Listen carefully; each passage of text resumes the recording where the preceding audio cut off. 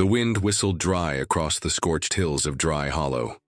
The sun was sinking behind the horizon, setting the old boards of Eliza Moren's cabin aglow with an amber hue. Alone since the war took her husband and the harvest, she stood over a sputtering fire, stirring what was left of her pantry, a thin bone broth, 2 withered potatoes, and a pinch of salt she had begged from the church.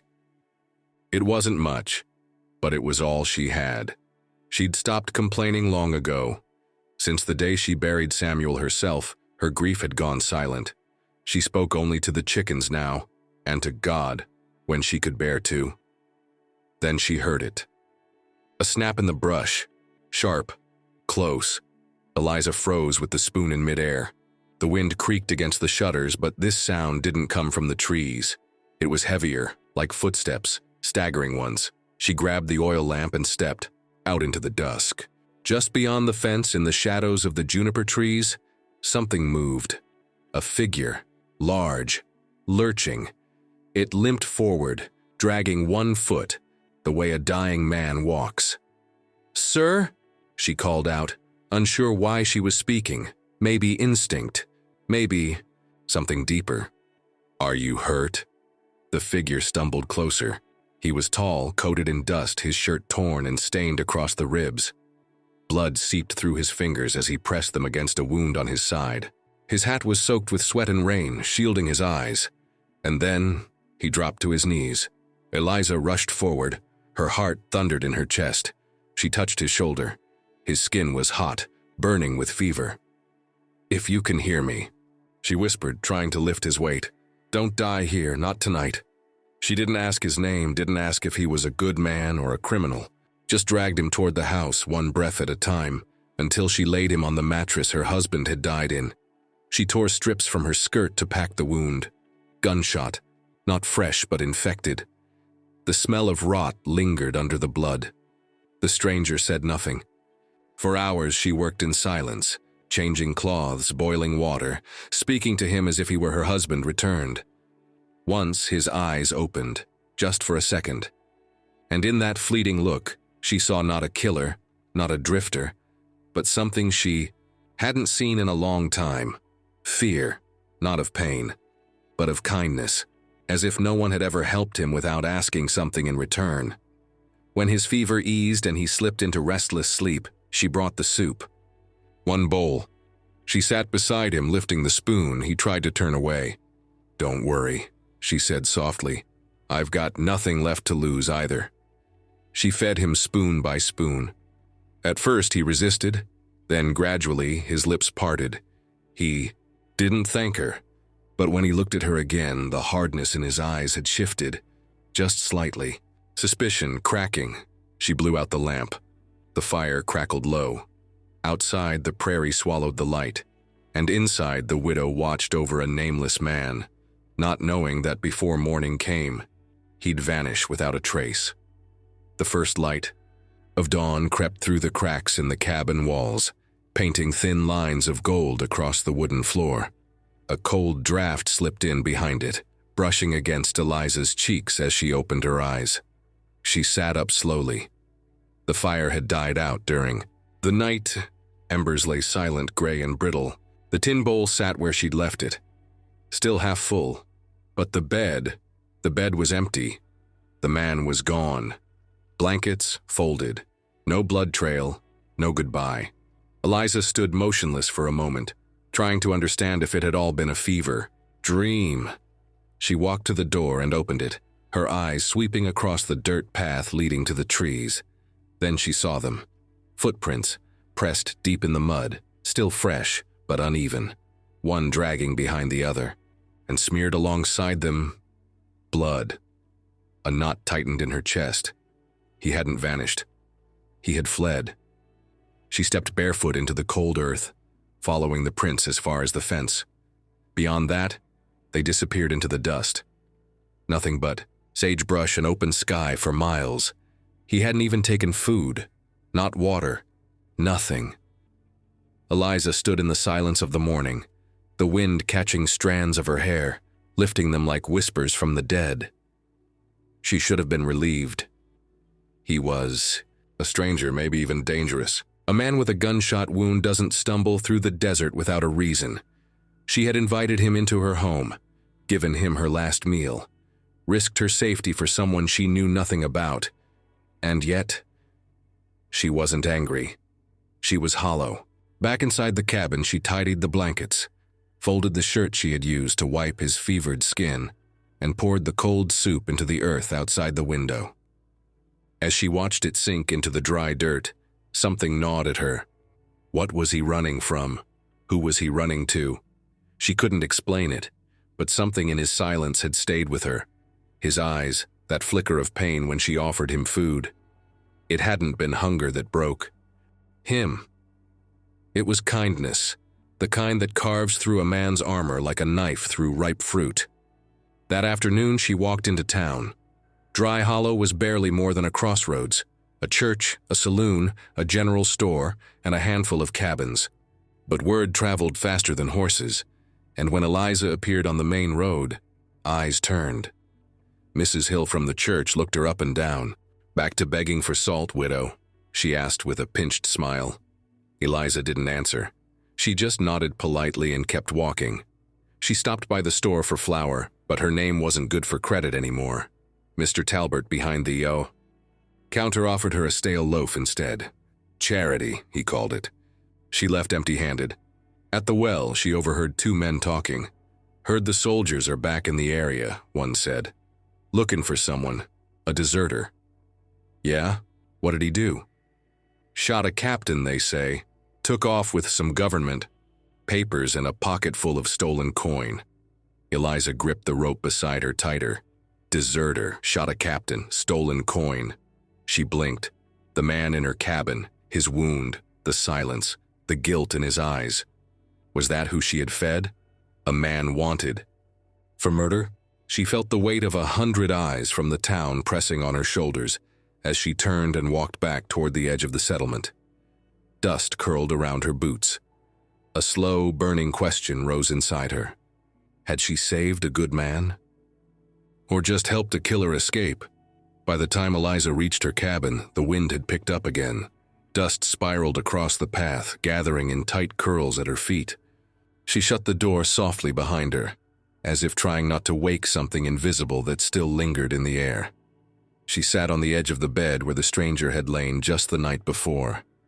The sheet still smelled like sweat and pine and blood. Her fingers traced the indent his body had left in the mattress.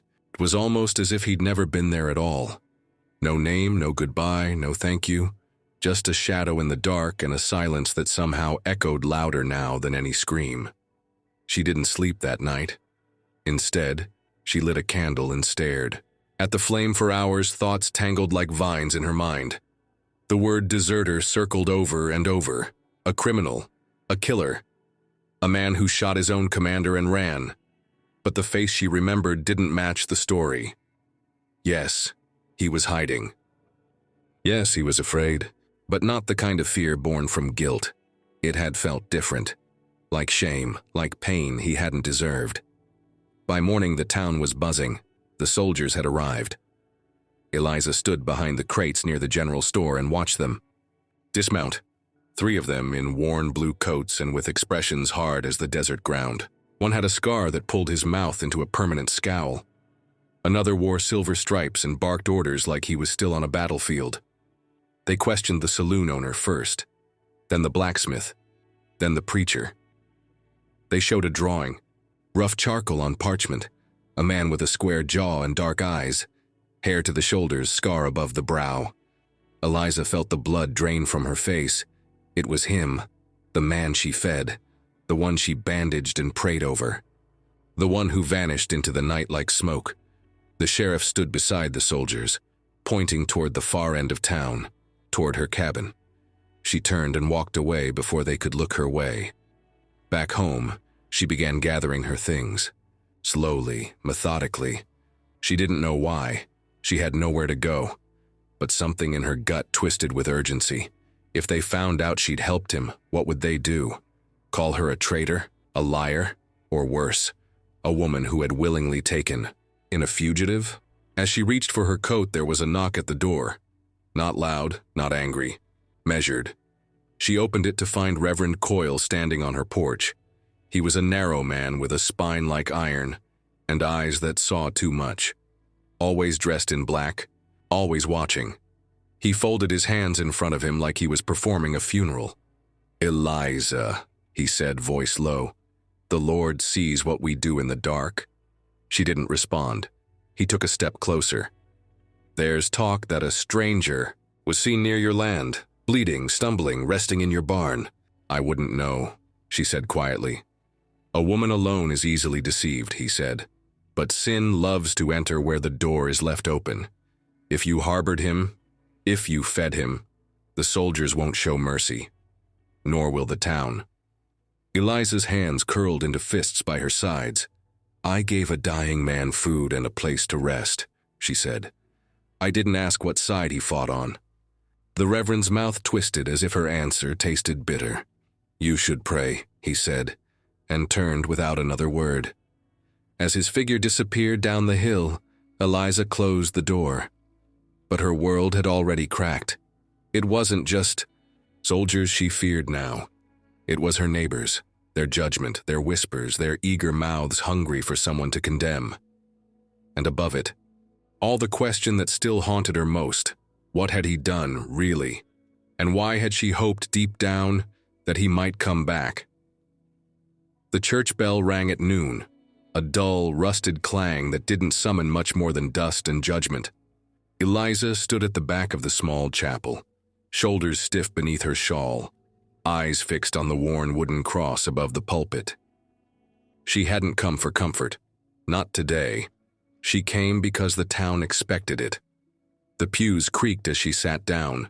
Mrs. Hill and two other widows glanced her way, their stares sharp enough to pierce skin. The pew beside her remained empty, though. The chapel was full. That had become a habit lately, a space around her like she carried a plague no one wanted to name. When Reverend Coyle stepped up to the pulpit, his hands rested gently on the Bible, but his voice cracked like a whip. "There are wolves among us," he said, scanning the faces. "Wolves dressed in flesh, hiding behind good manners and wounded limbs. They knock on the doors of good Christian women begging for food, for shelter, for mercy." His eyes locked on Eliza. "And when we open our doors to them, we invite their sins into our homes. We become part of the rot." Eliza didn't move. He continued, "The Lord does not bless those who house the wicked. He watches, he remembers, and he repays in kind." The congregation murmured. Heads nodded. Mrs. Hill let out a soft, "Amen." Eliza stood. The room fell quiet. "I don't remember the Lord refusing food to the hungry," she said calmly, "or turning away the wounded, even if they didn't kneel first." Gasps rippled like wind across wheat. The Reverend's face darkened. "Mercy without judgment is weakness, and weakness leads to ruin." "Maybe," she replied, voice steady, "but judgment without mercy is cruelty, and cruelty has never saved a soul." She walked out, her boots echoing against the wooden floor. Outside, the sky had turned a dull gray. Storms were coming. From the heavens and from the town. She could feel it. Behind her, the murmurs grew louder. She could almost hear the stories forming in real time. The widow who argued with the preacher, the woman who fed the outlaw, the witch who hides sin in her home. Back at her cabin, Eliza stood by the window as clouds rolled across the plains. The wind picked up. She watched dust sweep across the fence posts like restless spirits. Somewhere out there, the man with the wound was still running, still hiding. Maybe bleeding again. Maybe dead already. She didn't know why she cared, but she did. She remembered the way his eyes had searched hers. Not pleading, not even grateful. Just broken. Like someone who didn't know what it felt. Like to be safe. And now she was the one in danger. The soldiers would return, the town was turning. And she'd made herself visible by standing up in that church. She boiled water, fed the fire, packed a bag, not to run, but in case the night brought something worse than whispers. She left the door unlocked, not because she was careless, but because some part of her, the part that hadn't fully died with Samuel, still believed he might come back.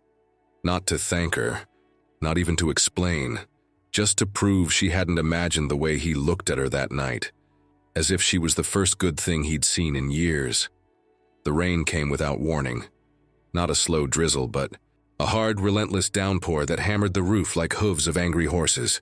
Eliza sat by the hearth, a blanket around her shoulders, listening to the storm eat away at the silence. The wind moaned through the cracks in the wood, and the sky flashed white every few minutes, but she didn't flinch. She was waiting. Not for the soldiers, not for salvation, but for something, someone she wasn't even sure would come. Then, just past midnight, she heard it. A single knock, not frantic, not weak, just one solid strike against the door. Eliza didn't move for a second. Her breath caught in her throat. The fire flickered low behind her.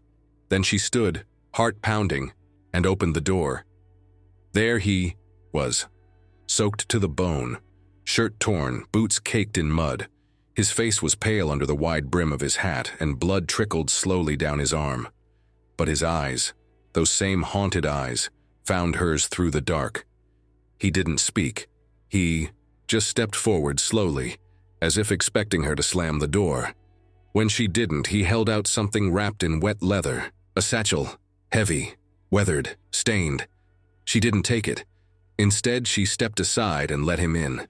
He walked in like a man returning to the one place he hadn't been hunted. The cabin hadn't changed, still warm, still lit by the same fire she had stoked for hours.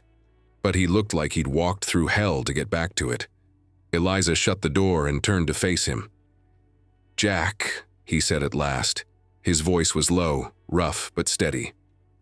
"My name's Jack." She stared at him for a moment, then nodded.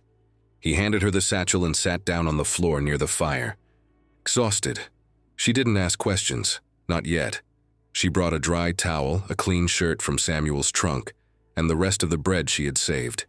He didn't eat immediately. He just stared at the flames, the way soldiers stare at what they can't unsee. But his hands trembled as he reached for the food. Eliza sat opposite him. "I thought you were gone for good," she said quietly. Jack didn't look at her. "I was," he murmured. "But you were the only person who didn't look at me like I deserved to die. That does things to a man." She didn't answer. Instead, she opened the satchel. Inside, crumpled papers, letters, some military, some personal. A journal. A small pouch of coins stained with something dark. Blood, maybe, or mud. It didn't matter. What mattered was the weight of it. "This is what they're chasing you for?" she asked. Jack nodded slowly. "I tried to expose him. The colonel. He was selling weapons to both sides, leaving our men to die. I wrote reports, went through the chain, no one listened. So I took what I could and ran. And shot a captain," she said, watching him. His jaw tightened. He wasn't innocent. For the first time, she believed him. And not just because of the words, because of the way he said them. Not like a man justifying his actions, but like a man who had no choice.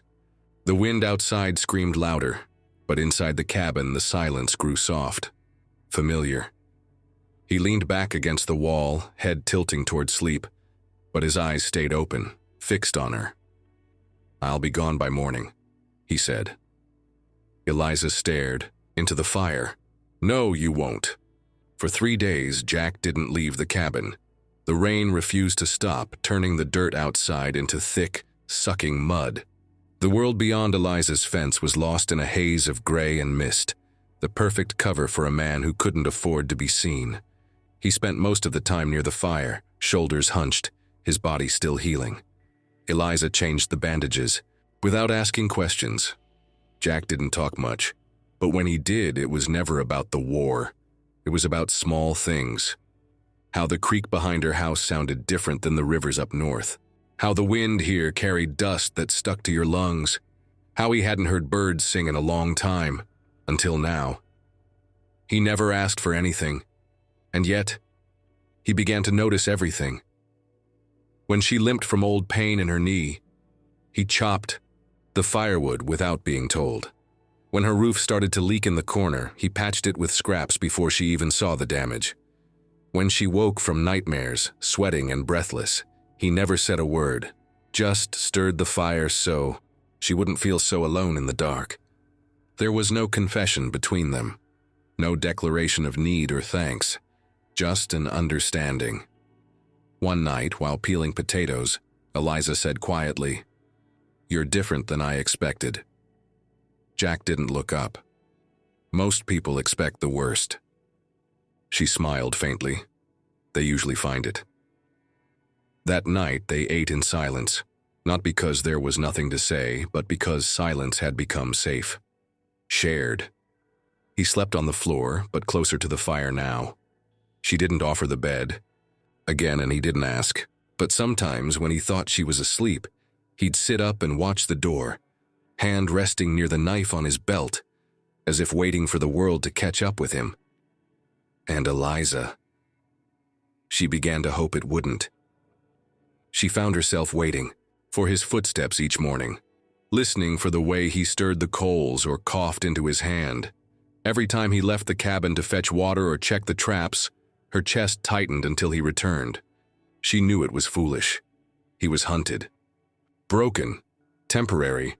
But in a town that treated her like a ghost, he was the only soul who saw her. One afternoon, while gathering eggs in the coop, a rattlesnake slithered between the posts.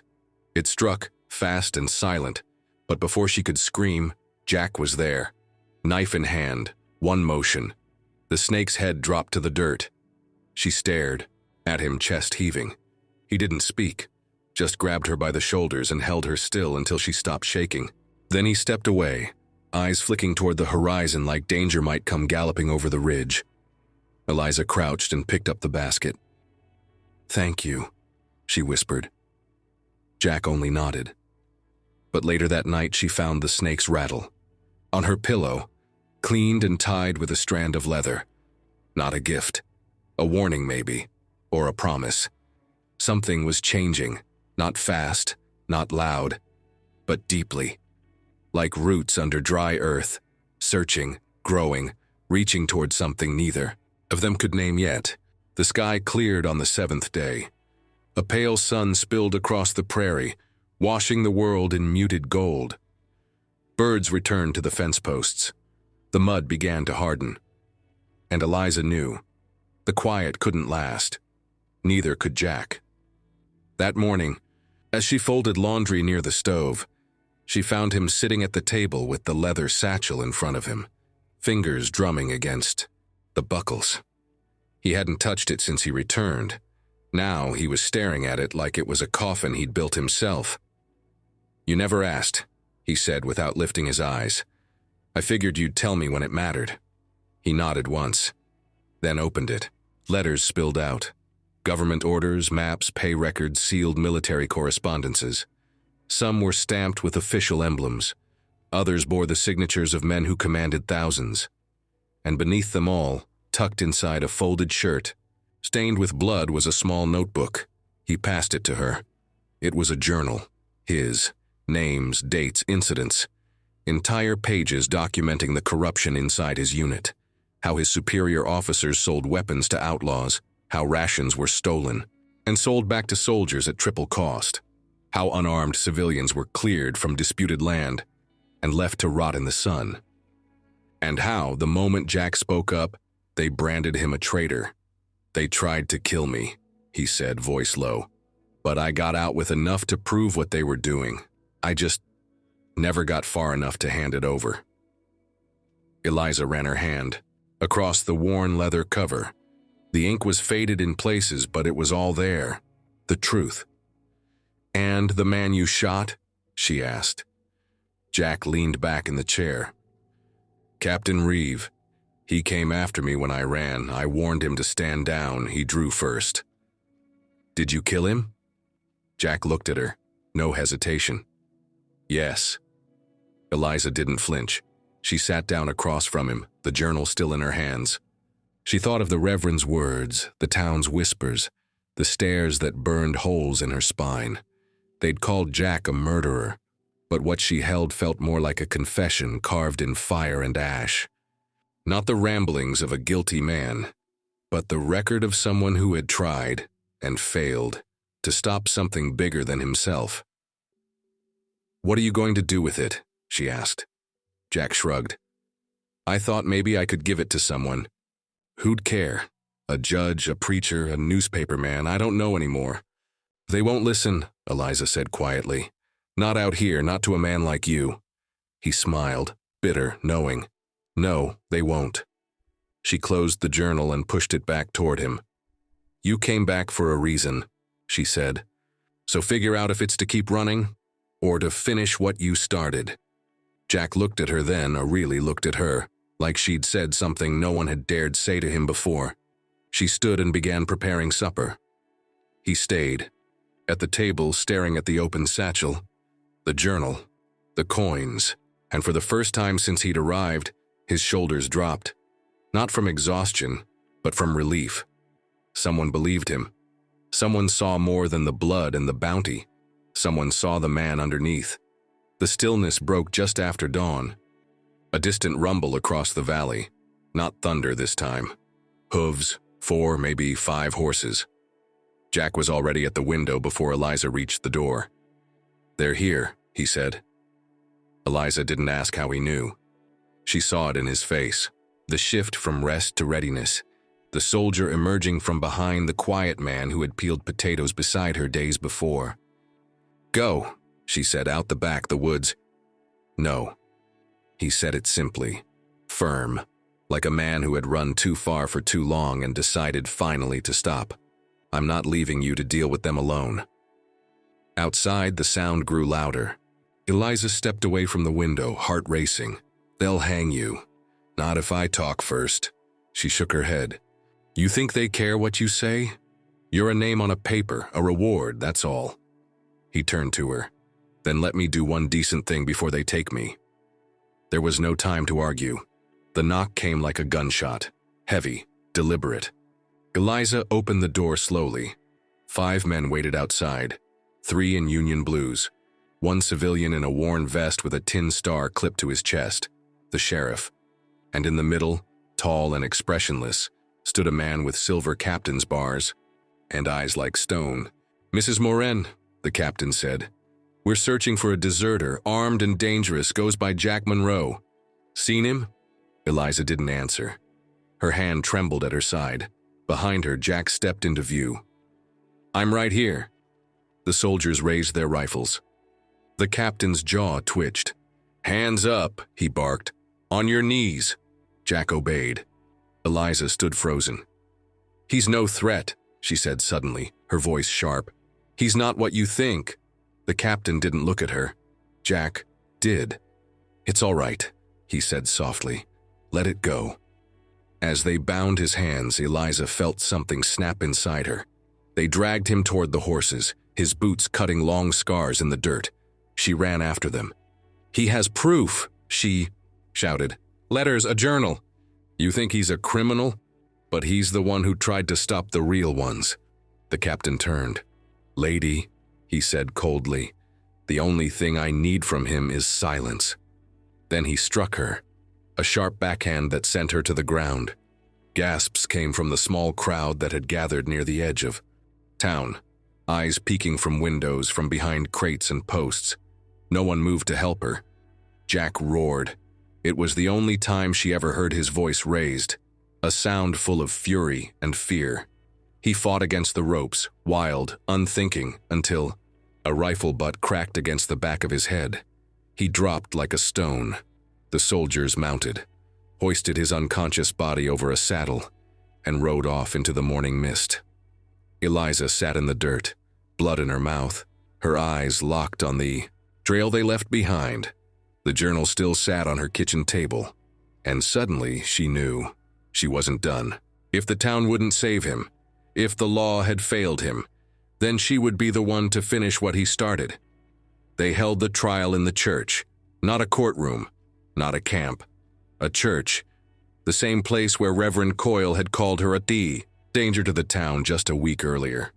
Now the pews were packed, not with worshippers, but with spectators hungry for a verdict they had already decided. Jack sat in chains at the front, his face bruised, lips split. He hadn't spoken since. They dragged him in. His hands were tied, but his spine stayed straight. Not defiant, not broken, just resolved. Eliza stood outside the doors at first, journal clutched in her hands like a weapon. The satchel hung from her shoulder. She could hear the captain's voice booming from inside. Desertion in a time of war. Theft of classified documents. Murder of a fellow officer. No one questioned it. The sheriff nodded along. Reverend Coyle folded his arms. The townsfolk murmured like a storm swelling in their throats. No mention of the letters. No mention of the corruption. No mention of what he risked to bring the truth to light. Eliza stepped inside. The room quieted when she walked down the center aisle, skirts brushing past the judgmental stares of people who once shared her bread and prayers. She didn't speak until she reached the front. Then she raised the journal. "This man is not a traitor," she said, her voice loud and clear. "He is a witness." The captain laughed under his breath. She opened the journal and began to read. Names, dates, orders signed by the colonel, notes on bribes, reports of weapons sold to outlaws and gold pocketed by officers. Jack's own words, written in nights by firelight, when no one would listen. The crowd shifted. The sheriff leaned forward. Even Reverend Coyle blinked. "You think you're exposing something?" The captain snapped. "This town doesn't care about politics. They care about safety," and he put that at risk. "No," Eliza said, turning to face the pews. "You did. You put every soldier under your command in danger when you let greed decide who lived and who died. And now, instead of answering for it, you're hanging the only man who had the courage to speak." A silence fell, thick, electric. Then a voice from the back, old Judge Callahan, half-blind but still respected. "I want to see those letters." The captain paled. Within the hour, the papers were passed forward. The judge squinted and held them to the light. The handwriting matched. The signatures matched. The orders matched. "This is enough to strip that colonel of his rank," he muttered. "More than enough." "But Monroe shot a man," someone called. The judge nodded. "In self-defense, it's all here." Pure looked at Jack, then at Eliza. "I won't free him," he said, "but I won't hang him either." A murmur rippled through the crowd. "He'll be exiled," the judge continued. "Out of Dry Hollow, out of this territory. If he returns, he hangs, but he leaves a free man." Eliza turned to Jack. His eyes met hers. No smile, no tears, just quiet gratitude. The chains came off. He stood, weak but upright, and walked past the pews as they parted before him. No cheers, no handshakes. Just silence. Eliza didn't follow. Not yet. But the moment he crossed the threshold of the church, she knew. This wasn't their ending. It was just the last page of the first chapter. Autumn came quickly that year. The air turned sharp, and the fields near Dry Hollow grew brittle under the wind. Leaves fell like tired confessions, and the townsfolk moved on as if nothing had happened, as if the trial, the journal, and the man who walked away in chains had been swallowed up by time. But Eliza remembered. Every morning she opened her door and paused, not to look, not to hope, just to feel, as if some part of him still lingered on the breeze that swept through the valley. She never told anyone what she had done with the satchel. The letters and journal. She had copied them all, sent them east with a traveling merchant who owed her a favor. A few weeks later, the church posted a bulletin. The colonel in question had been removed from command. Quietly, discreetly. No headlines, but enough. Justice whispered, not shouted. And still Jack never came. The nights grew longer. Cold seeped through the floorboards. Eliza repaired the roof by herself that winter. She mended what needed mending, lived, without asking for more, until the knock. It came nearly 3 months after the exile, a soft, steady tap on the door. She froze. Her hands were still wet from washing dishes. A single candle flickered beside the window. When she opened the door, the lantern outside caught the edge of a long coat soaked from travel, mud-caked boots, unshaven jaw, and a man standing perfectly still, like the earth might crumble beneath him if he stepped too far. Jack. He looked thinner, weathered, but not hunted anymore. Not wounded. Just there. They stared at each other for a long time. "I heard what you did," he said quietly, "back in the church with the journal." "You heard slow?" she replied, her lips trembling. "I wasn't sure I'd be welcome." She stepped aside. "I left the door unlocked," she said, "just in case." He didn't smile. Not yet. But something softened in his face. The same thing she'd seen once when he lay on her floor half dead and afraid to trust her. He stepped into the cabin. Same walls, same hearth, same woman. But everything felt new. In silence, he reached into his coat and pulled something from the pocket, small, wrapped in cloth. He unwrapped it carefully, then placed it in her hand. A ring. Simple, silver, worn. Nothing special to the world. But to her, it was the answer to every question she'd never dared to ask. "I don't have land," he said. "I don't have much of anything." "You have a name," she whispered, "and you came back. That's enough." She didn't ask what came next. She didn't need to. The fire crackled softly behind them as the wind curled around the edges of the house, no longer trying to push its way in. Jack set down his bag by the door. Eliza closed it behind him, and for the first time in years, neither of them felt alone. Sometimes, all it takes is one act of kindness to change the course of a life. Eliza shared a meal with a stranger, and what she got in return was far more than she ever imagined. Justice, healing, and a love born from silence. Now we'd love to hear from you. Would you have done what she did? Leave your thoughts in the comments. Your voice matters here. If this story moved you, inspired you, or simply reminded you that quiet acts of compassion can echo for a lifetime, subscribe to the channel and join us for more stories that touch the heart and soul.